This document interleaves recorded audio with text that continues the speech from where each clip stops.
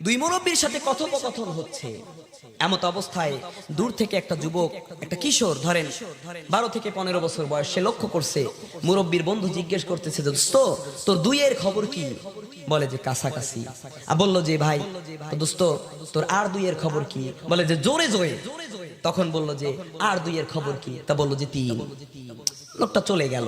এরপরে তার নাতি চলে আসলো যে দাদু ভাই আপনার যে বন্ধু এই 3 বার 2 শব্দ উচ্চারণ করলেন, আপনি একবার বললেন কাছাকাছি, একবার বললেন জোরে জোরে, আর একবার বললেন যে 3, মানেটা তো বুঝলাম না। কথাটা শোনার সাথে সাথে ওই মুরব্বির চোখ থেকে পানি পড়ে গেল। দাদু ভাই কথাটা অনেক আধ্যাত্মিক জগতের কথা, অত সহজে বোঝা যাবে না, ভালো করে বলি শোনো। আমার বন্ধু আমার কাছে জিজ্ঞেস করলো দুইয়ের খবর কি? আমি বললাম কাছাকাছি। ও দাদু ভাই, যখন তোমার মতো আমার বয়স ছিল, মসজিদের মিনারে আজান হতো, আমি মসজিদে যেতাম না, চোখ দিয়ে আমি দেখতে পেতাম। কোরআন পড়া শিখিনি। মসজিদের ইমাম 1000 বার আমাকে বলেছে, ভাইজান আপনি সমাজের জন্য সম্ভাবনাময় একটা মুখ, আপনি যদি কোরআন থেকে গবেষণা করতে পারেন, কোরআন তেলাওয়াত করতে পারেন, আপনার দুনিয়াও সফল, আখিরাতেও সফল। কিন্তু আমার দৃষ্টিশক্তি ভালো থাকা সত্ত্বেও আমি দূর থেকে যদি কোনো একটা পোস্টারে লেখা দেখতাম অমুক সিনেমা হলে অমুক সিনেমা চলবে, গাড়ির চলতে পথে একটা পলক আমি দেখে চলে যেতাম, স্মৃতিতে এটা গেঁথে নিতাম, অমুক সিনেমা হলে অমুক সিনেমাটা চলবে, সুতরাং এই সিনেমাটা মিস করা যাবে না। চোখ যখন ছিল, এই চোখের মর্যাদা আমি বুঝি নাই। আল্লাহ রাব্বুল আলামিন বলেছেন আলাম নাজআল লাহু আইনাইন ওয়া লিসানাও ওয়া শাফাতাইন। বান্দা আমি কি তোকে 2টি চোখ দেই নাই? এই চোখ দিয়ে কোরআন দেখে দেখে পড়, আর পড়ে তোর জীবনটাকে কিভাবে সাজাবি সেই জীবন বিধানটা এখান থেকে শিখে নে। কোন সুবহানাল্লাহ।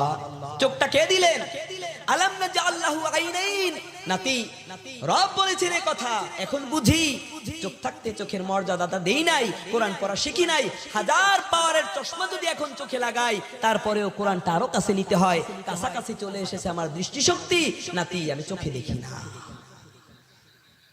দাদা বুঝলাম এই কথা। আর দুইয়ের খবর কি? জোরে জোরে। নাতি এ দ্বারা বুঝাইছে, আমার বন্ধু এই শব্দ দ্বারা বুঝিয়েছে, দূর থেকে যখন রাত্রে বেলায় সারাদিন ক্লান্ত শ্রান্ত দেহ নিয়ে এশার নামাজও পড়তে পারতাম না ক্লান্তির কারণে, জানালার পাশে ঘুমাতাম যাতে করে বসন্তের দক্ষিণা হাওয়াটা আমার গায়ে লাগে।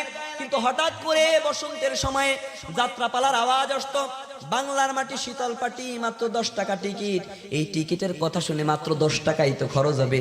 ওই বিছানা থেকে লাফ মেরে উঠে বউ যেন টের না পায়, তোমার দাদি যেন টের না পায়, এজন্য দরজার খিলটাকে আস্তে আস্তে খুলে দূর থেকে কোন জায়গা থেকে আওয়াজ আসতেছে, বাতাসে ভেসে এসেছে আওয়াজ, ওইটা শুনে আমি চলে যেতাম যাত্রাপালায় বন্ধুদেরকে নিয়ে। আর মসজিদের পাশে এখন মাইক দিয়ে ফুল সাউন্ড দিয়ে যখন মসজিদের মিনার থেকে হাইয়া আলাস সালাহ হাইয়া আলাল ফালার আওয়াজ আসে, আমার 1000 পাওয়ারের মেশিন লাগানো লাগে, তারপরেও আমি কানে শুনি না। আর দুইয়ের খবর কি? জোরে জোরে।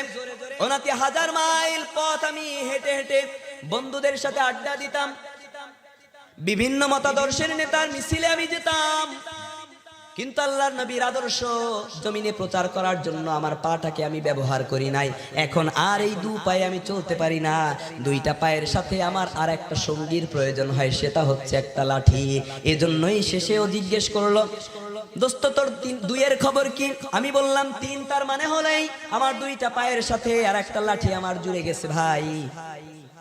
দাঁত থাকতে দাঁতের মর্যাদা দিন, ব্রাশ করে দাঁতটাকে পরিষ্কার রাখুন, পোকায় ধরে গেলে আর রক্ষা নাই, ঠিক কিনা জোরে বলে। আল্লাহ রাব্বুল আলামিন বললেন তোদেরকে যে ইন্দ্রিয় শক্তি দিলাম, বিবেক দিলাম, মস্তিষ্ক দিলাম, মস্তিষ্কটাকে যদি তুই কাজে লাগাতে না পারিস বান্দা, আমার পক্ষ থেকে ঘোষণা শুনে নে, উলাইকা কাল আনআম, তোরা হচ্ছিস চতুষ্পদ জন্তু। না না না, শুধু চতুষ্পদ জন্তু না, বালহুম আদল, বরং চতুষ্পদ জন্তুর মধ্যে সব থেকে নিকৃষ্ট যেটা, ওইটাই হচ্ছিস তোরা। কন্যা আউযুবিল্লাহ। আল্লাহ তাআলা সালাতে যদি আমাদেরকে ডাকেন আমরা হাজির হতে পারবো ইনশাআল্লাহ ভাই। আল্লাহ তাআলা আমাদের তৌফিক দান করুক, বলেন আমিন।